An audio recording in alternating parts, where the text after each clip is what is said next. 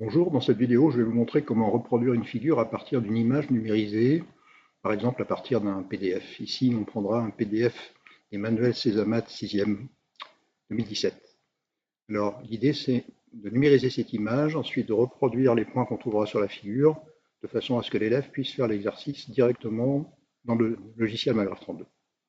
Donc, je démarre ici le PDF, donc mon visualiseur de PDF, de chapitre Césamat, et je vais m'intéresser à cet exercice, le numéro 3. Alors, première chose, vous avez intérêt, quand vous allez numériser ce que vous allez trouver sur ce PDF, à zoomer dans le PDF, maximum. Donc je zoome un peu, encore un peu, voilà. Donc plus on aura zoomé, plus la qualité de l'image, une fois qu'elle sera copiée dans Magraph 32, sera bonne. Ensuite, je suppose qu'on est sous Windows, là, mais je pense que sous Mac, vous avez à peu près l'équivalent. J'appuie sur la touche impression d'écran, sur mon clavier, et je choisis ici en haut de faire une impression à partir d'un rectangle. Je vais d'abord sélectionner le texte de cet exercice. Voilà.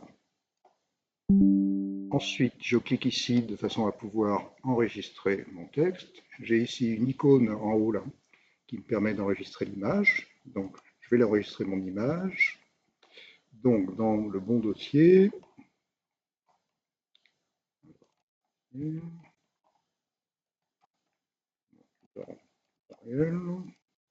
Voilà.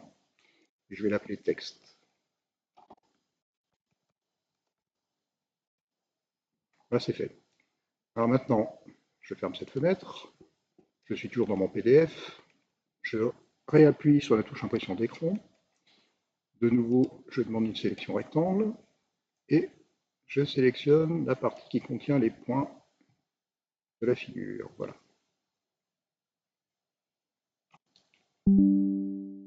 Je reclique ici en bas pour pouvoir enregistrer mon fichier. Je clique sur l'icône en haut, enregistrer en tant que. Alors, c'est dommage parce que Windows n'a pas mémorisé l'endroit où je voulais l'enregistrer. Je suis obligé de recommencer.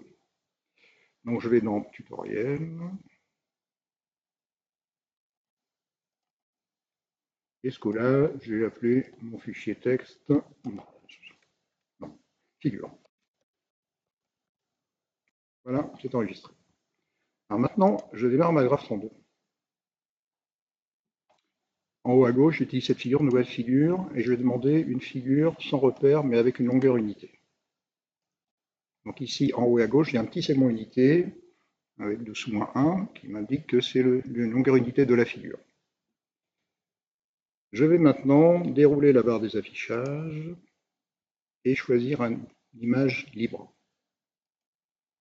Je clique ici en haut de la figure, je clique sur le bouton Parcourir,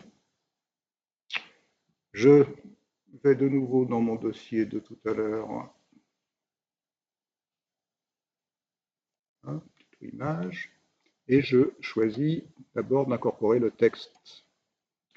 Je vais demander par exemple pour ce texte une longueur de 15. Alors 15, c'est par rapport à la longueur unitaire de la figure. Donc si vous imaginez que le petit segment en haut à gauche a pour longueur 1 cm, mon texte aura pour largeur 1 cm, ce qui est à peu près potable.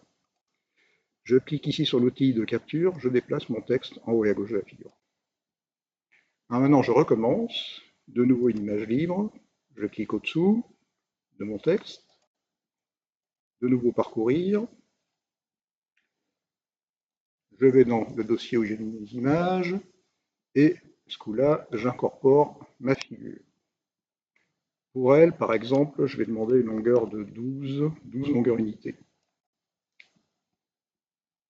Je déplace à l'aide de la main mon image.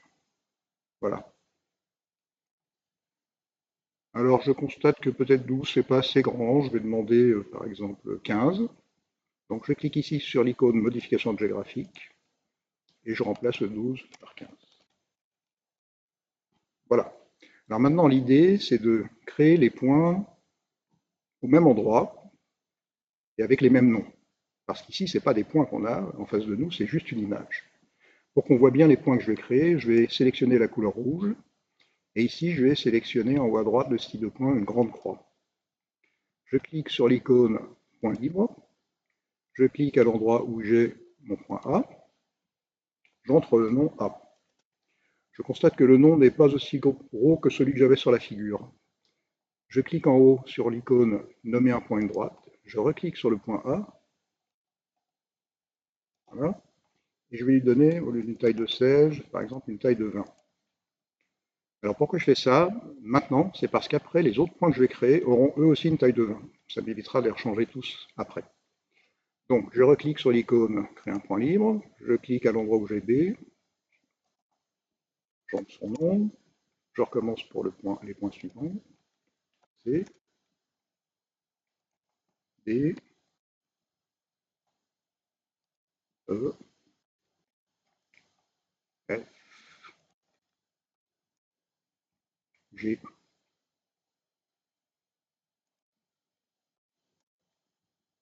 H,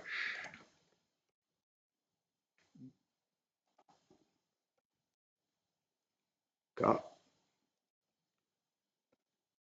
et L. Bon, si je constate que mes points ne sont pas tout à fait bien placés, je peux activer ici l'outil de capture et les déplacer légèrement. Je ne vais pas le faire pour tous pour ne pas prendre trop de temps avec ça. Voilà. Et maintenant, pour que la figure que je fais ressemble exactement à l'image que j'avais, je vais aussi déplacer les noms. En haut, vous avez ici une icône, déplacer un nom. Vous cliquez dessus et vous faites glisser les noms des points à l'endroit où ils étaient dans l'image, à peu près.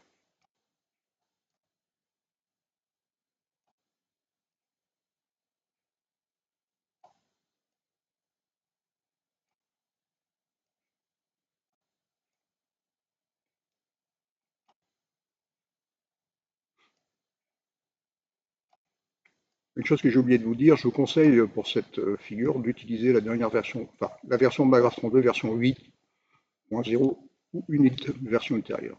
Voilà, j'ai déplacé mes noms. Alors maintenant, qu'est-ce que je fais? Eh bien, je clique sur la gomme qui permet de cacher les objets et je cache mon image. Donc maintenant, je n'ai plus que des points. Je vais enregistrer cette figure, donc toujours dans le même dossier, et je vais l'appeler figure à compléter.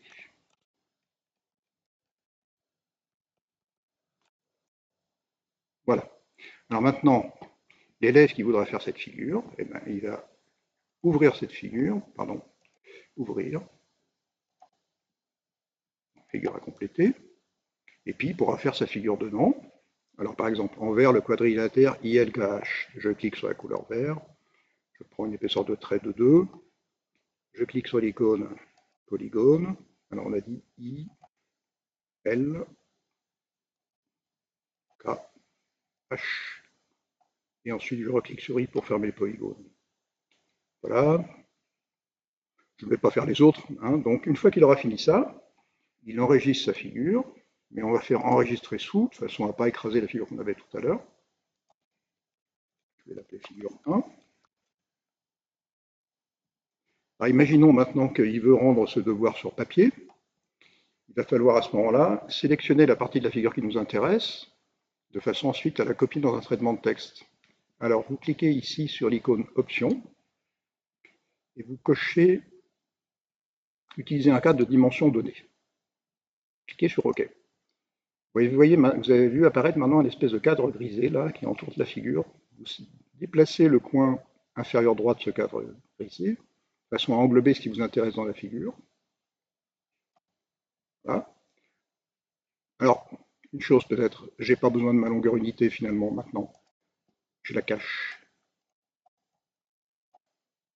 Si vous utilisez la version 8.0, alors à ce moment-là, vous cliquez sur l'outil de capture, vous cliquez à n'importe quel endroit de la figure qui ne soit pas proche d'un objet et vous pouvez faire glisser la figure comme ça. Voilà, je fais glisser le cadre de façon à être juste autour. Ensuite, vous cliquez sur cette icône exporter la figure et vous choisissez, par exemple, copier la figure dans le presse-papier avec longueur unité. Je choisis 1 cm pour ma petite longueur unité de tout à l'heure. Voilà, ma figure a été collée dans le presse-papier. Je démarre par exemple Word, mais ça marchera très bien avec un autre traitement de texte. Je crée un document vierge. Vous cliquez droit sur le document et vous choisissez coller. Alors normalement, si tout s'est bien passé, eh bien, quand vous imprimerez cette figure, par exemple, la figure qu'on a créée tout à l'heure, qui correspondait à notre image, aura une longueur d'environ 15 cm. Voilà. J'espère que cette vidéo vous aura appris des choses. J'en ferai d'autres plus tard. Merci de l'avoir regardé.